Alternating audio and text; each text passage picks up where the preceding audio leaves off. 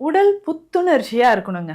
உடல்ல இருக்கக்கூடிய கழிவுகள் வெளியேறணும். இதற்கு என்ன பண்ணலான்றத நம்ம தெரிஞ்சுக்கணும். இப்போ உடல் புத்துணர்ச்சியா இருக்கணும்னா என்னங்க பண்ணலாம்? ஆனா நான் இதுக்கு செலவுலாம் பண்ண மாட்டேன்.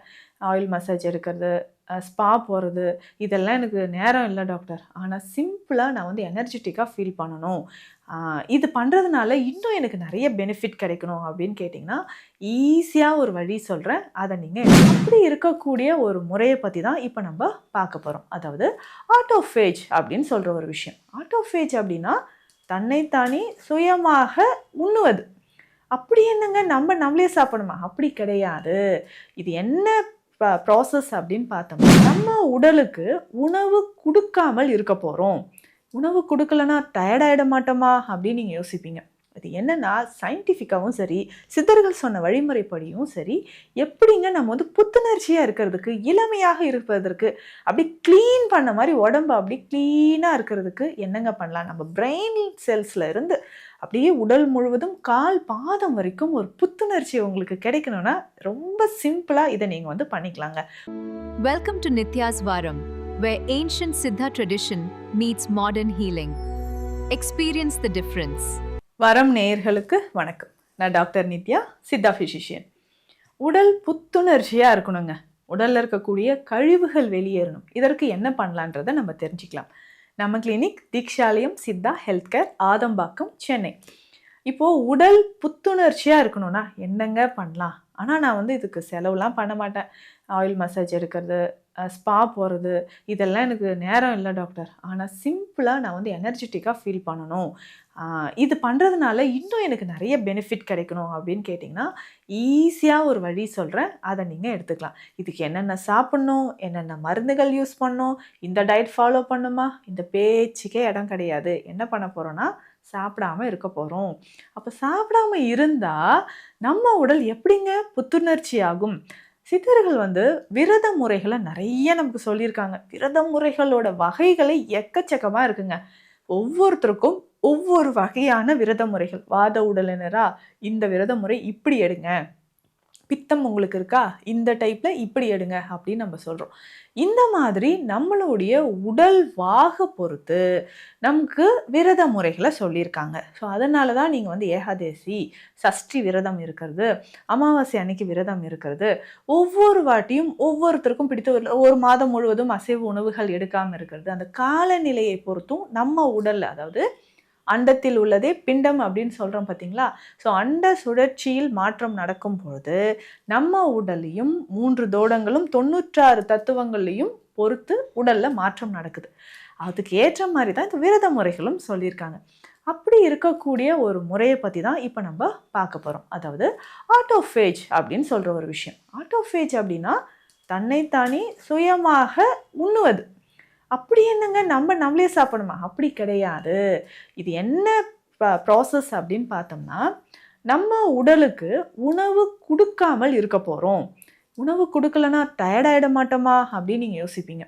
அது என்னன்னா, சயின்டிஃபிக்காவும் சரி, சித்தர்கள் சொன்ன வழிமுறைப்படியும் சரி, எப்படிங்க நம்ம புத்துணர்ச்சியா இருக்கிறதுக்கு, இளமையாக இருப்பதற்கு, அப்படி கிளீன் பண்ண மாரி உடம்ப அப்படி கிளீனா இருக்கிறதுக்கு என்னங்க பண்ணலாம்? நம்ம பிரெயின் செல்ஸ்ல இருந்து அப்படியே உடல் முழுவதும் கால் பாதம் வரைக்கும் ஒரு புத்துணர்ச்சி உங்களுக்கு கிடைக்கணும்னா, ரொம்ப சிம்பிளா இத நீங்க பண்ணிக்கலாங்க.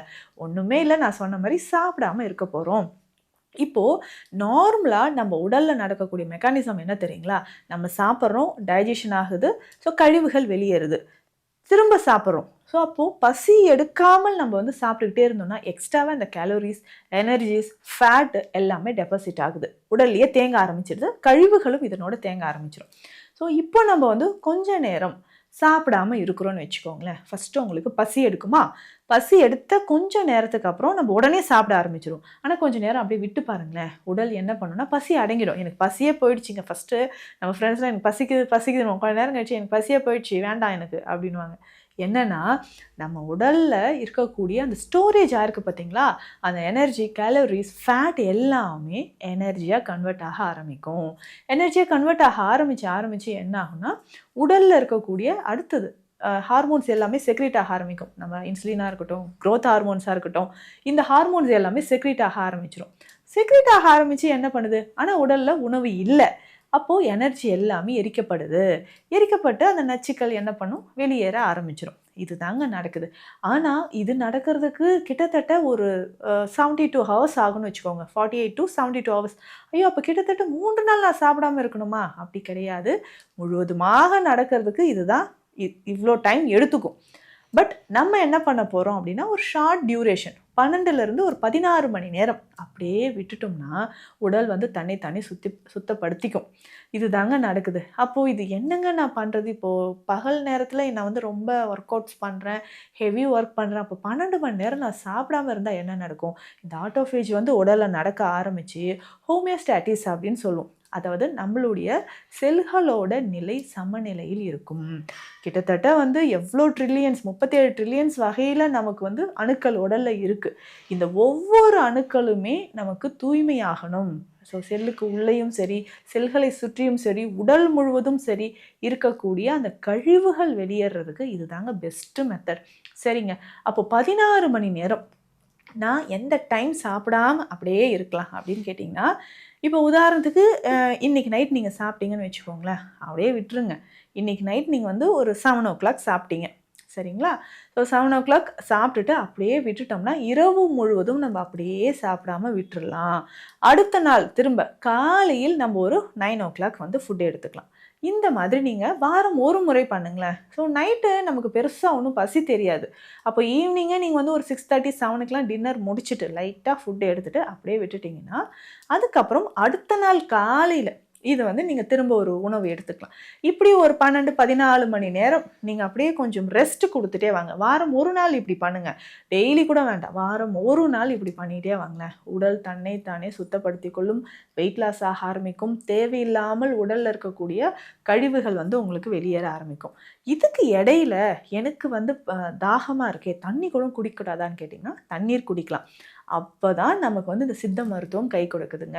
என்னென்ன தண்ணீரில் வந்து என்னங்க தண்ணி குடிக்கலாம்? ஸோ அந்த தண்ணீர் வந்து உங்களுடைய உடலில் அந்த ஆட்டோஃபேஜ் நடந்துகிட்ருக்கு, ஹோமியோஸ்டாட்டிஸ் வந்து பேலன்ஸ் ஆகிட்டுருக்கு. அந்த சமயத்தில் இந்த மூலிகை லைட்டாக உள்ளே போகும்போது இன்னும் ஈஸியாக நமக்கு என்ன ஆகும்னா கழிவுகள் வெளியேற இது ஹெல்ப் பண்ணும். சரி, கழிவு போயிட்டுருக்கா, சரி நம்மளும் என்ன பண்ணுவோம், இன்னும் கொஞ்சம் எக்ஸ்ட்ராவாக இருக்கக்கூடிய கழிவு எல்லாமே சீக்கிரம் வெளியில் தள்ளி விடுவோம் அப்படின்ட்டு இந்த ஹெர்ப்ஸ் எல்லாம் நமக்கு உதவி செய்யும்.